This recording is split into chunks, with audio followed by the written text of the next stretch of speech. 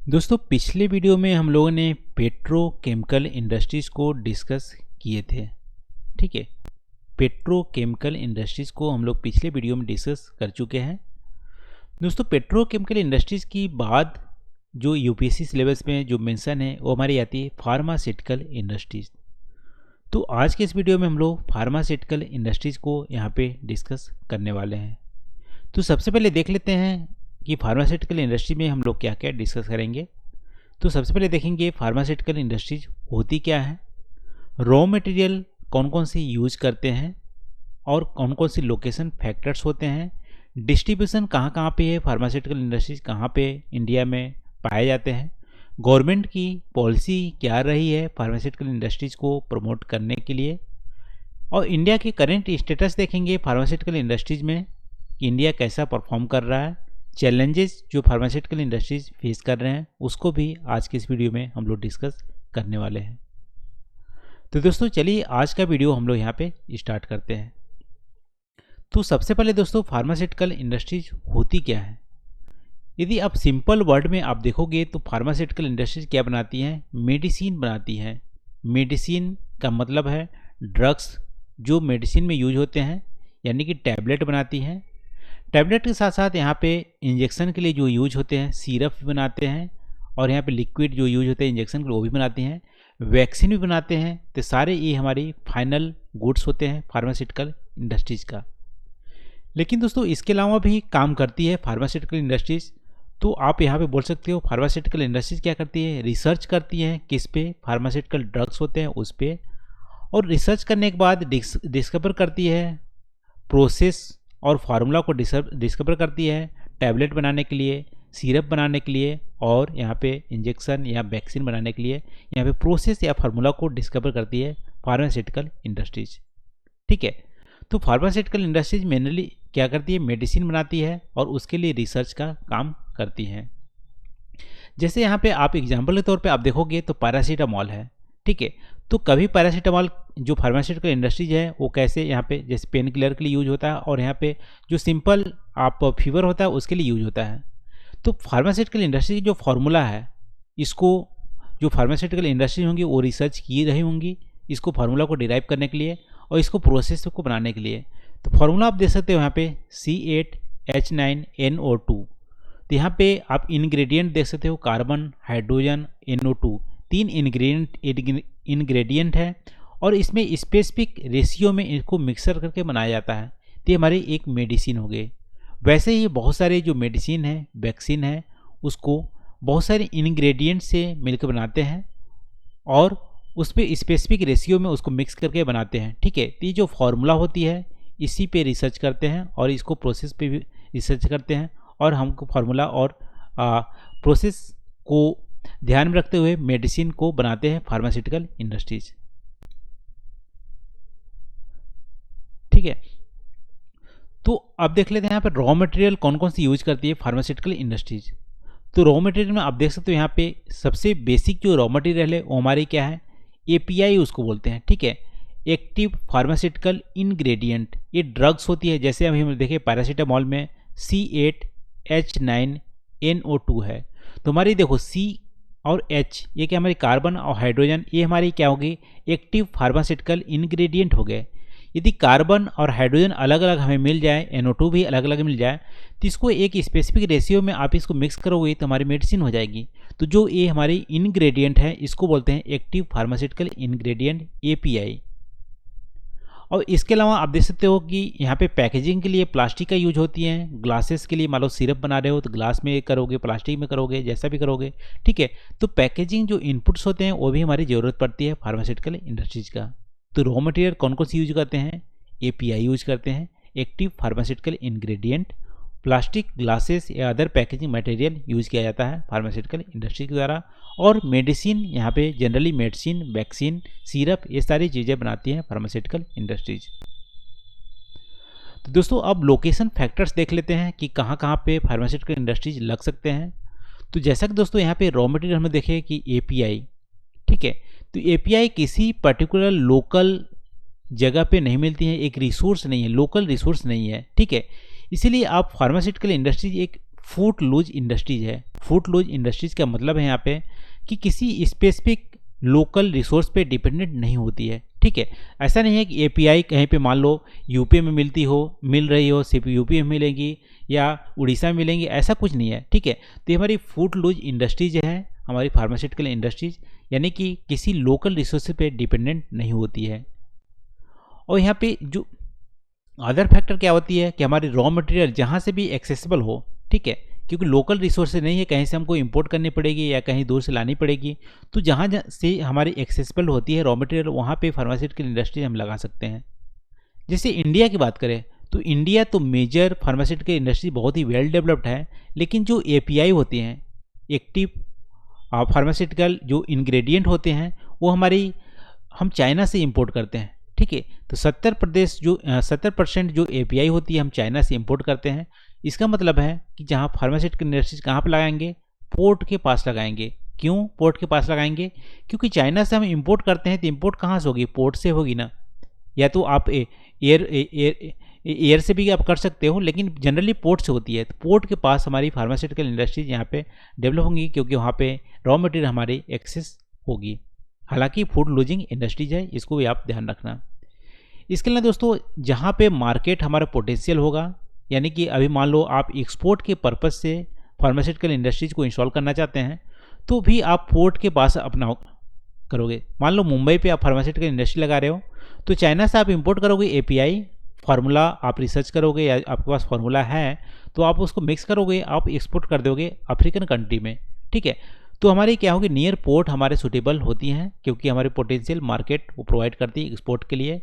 यदि आप एक्सपोर्ट नहीं करना चाहते हो तो मान लो दिल्ली, मुंबई या कोलकाता या बड़े बड़े जो सिटीज़ हैं वो हमारी मार्केट वहाँ पे प्रोवाइड करती है, तो सिटीज़ के आप पास लगाओगे फार्मास्यूटिकल इंडस्ट्रीज को।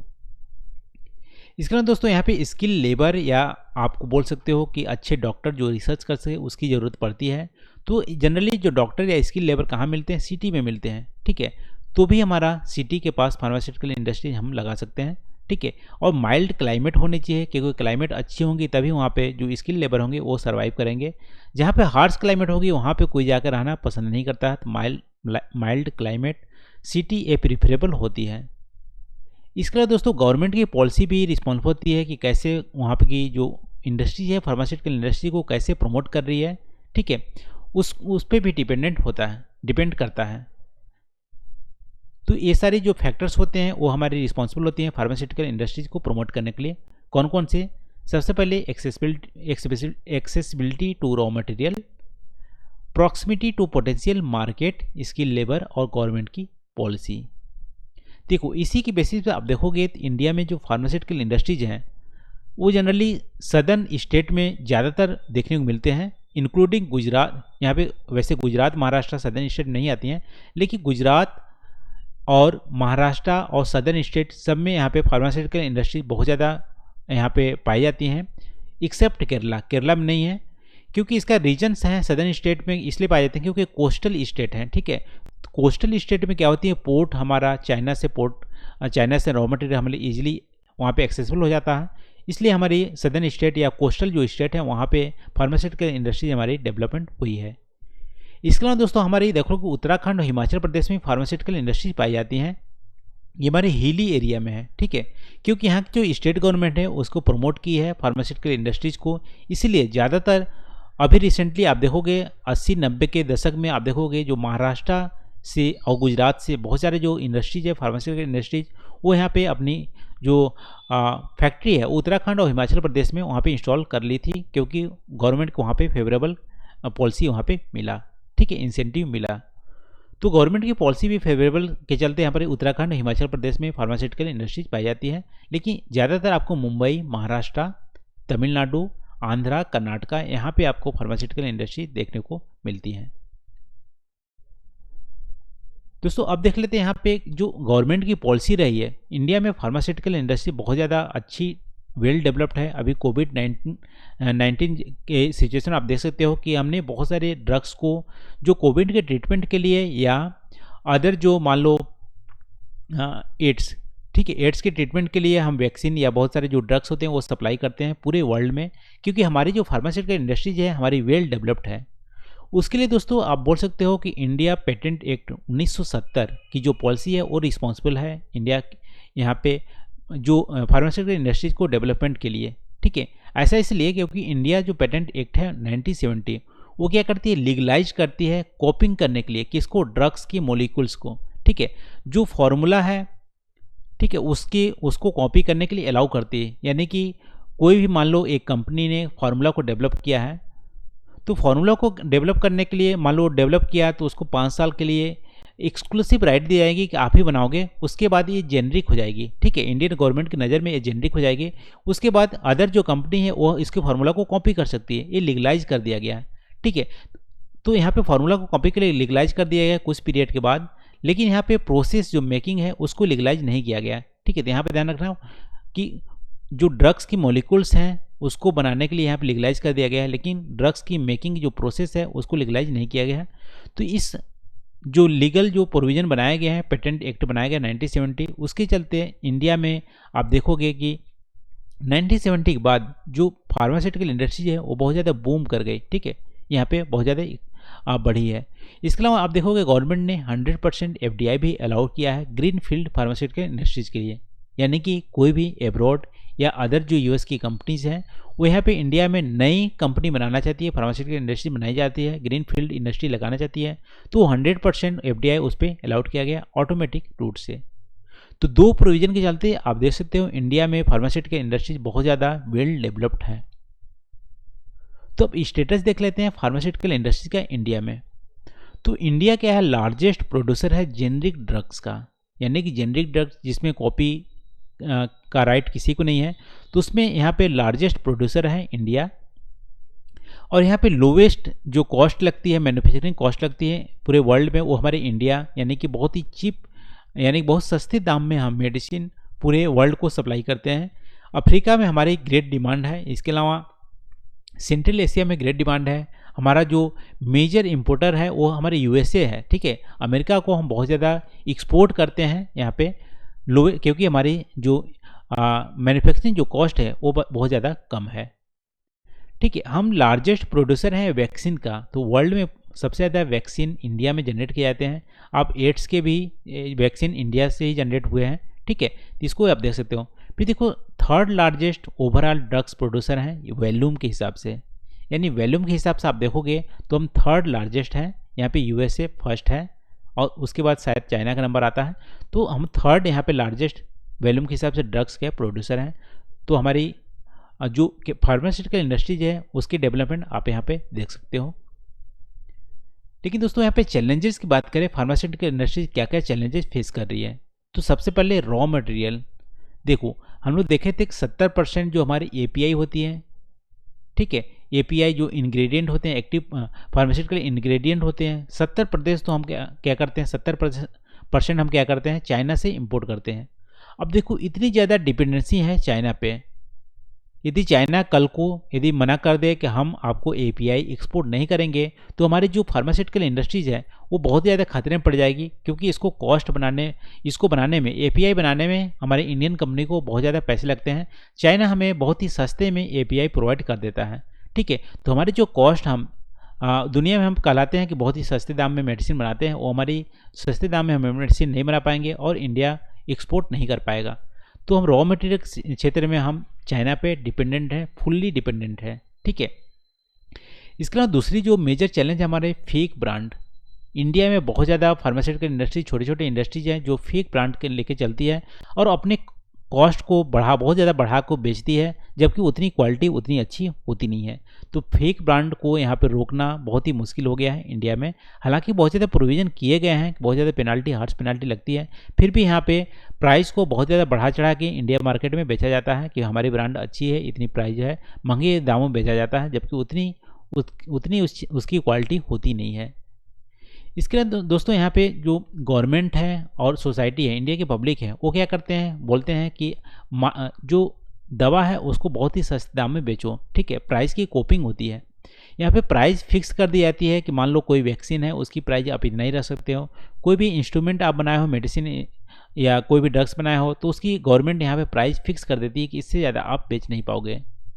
अब देखो यहाँ पे रिसर्च करने में अदर इंग्रेडिएंट में प्राइस यदि ज़्यादा रह जाती है, फिर भी गवर्नमेंट फिक्स कर देगी कि मान लो 100 रुपये इसको बनाने में लगे और गवर्नमेंट फिक्स कर दी 101 रुपया है। अब देखो 1 रुपया का यहाँ पे मार्जिन है, इस पर मान लो फार्मास्यूटिकल इंडस्ट्रीज काम नहीं करेंगी तो यहाँ पे क्वालिटी को कंप्रोमाइज़ करने के चांसेस हो जाते हैं प्राइस की कॉपिंग करने से। ठीक है, तो 3 मेजर चैलेंजेस जो फार्मास्यूटिकल इंडस्ट्री इंडिया में फेस कर रहे हैं कि गवर्नमेंट के द्वारा प्राइस की कॉपिंग कर दी जाती है, फेक ब्रांड किए जाते हैं और यहाँ पे रॉ मटेरियल हम फुल्ली डिपेंडेंट है चाइना पे। तो ये हमारे मेजर चैलेंजेस हैं, इसको एड्रेस करने की ज़रूरत है इंडिया में। तो दोस्तों आज हम लोग फार्मास्यूटिकल इंडस्ट्रीज़ के बारे में यहाँ पे डिस्कस किए। तो एक बार यहाँ पे समरी देख लेते हैं। फार्मास्यूटिकल इंडस्ट्री दोस्तों मेडिसिन बनाती है, वैक्सीन बनाती हैं, सिरप बनाते हैं, यानी कि हमारी फार्मास्यूटिकल इंडस्ट्री बैकबोन है किसका, हेल्थ सेक्टर के लिए। ठीक है, और हेल्थ सेक्टर के लिए हमारी बैकबोन है। रॉ मटेरियल को हम बोलते हैं एपीआई, एक्टिव फार्मास्यूटिकल इंग्रेडिएंट, जो 70% जो एपीआई होती है हम चाइना से इंपोर्ट करते हैं। चाइना से हम फुली डिपेंडेंट है अपने रॉ मटेरियल के लिए, फार्मास्यूटिकल इंडस्ट्री के रॉ मटेरियल के लिए। फिर यहाँ पे 1970 में जो हम पेटेंट एक्ट बनाए थे उसके चलते हमारी फार्मास्यूटिकल इंडस्ट्री बहुत ज़्यादा बून यानी बहुत अच्छे से डेवलप हुई। और करेंट स्टेटस हमारे क्या है कि हम 3rd लार्जेस्ट ड्रग्स के प्रोड्यूसर हैं वॉल्यूम में, और वैक्सीन की सबसे ज़्यादा लार्जेस्ट प्रोड्यूस करते हैं, एक्सपोर्ट भी करते हैं अच्छी खासा। ग्लोबल का शेयर है, यानी ग्लोबल शेयर जो एक्सपोर्ट का है वो अच्छी खासा इंडिया इसको कैप्चर करके रखी हुई है। तो ये हो गया दोस्तों हमारे फार्मास्यूटिकल इंडस्ट्री के बारे में। तो आज के लिए बस इतना ही। आई होप जो आज हम लोग डिस्कस किए हैं आपको पसंद आए होंगे। तो थैंक यू फॉर वॉचिंग, मिलते हैं अगले वीडियो में नए टॉपिक के साथ। Thank you.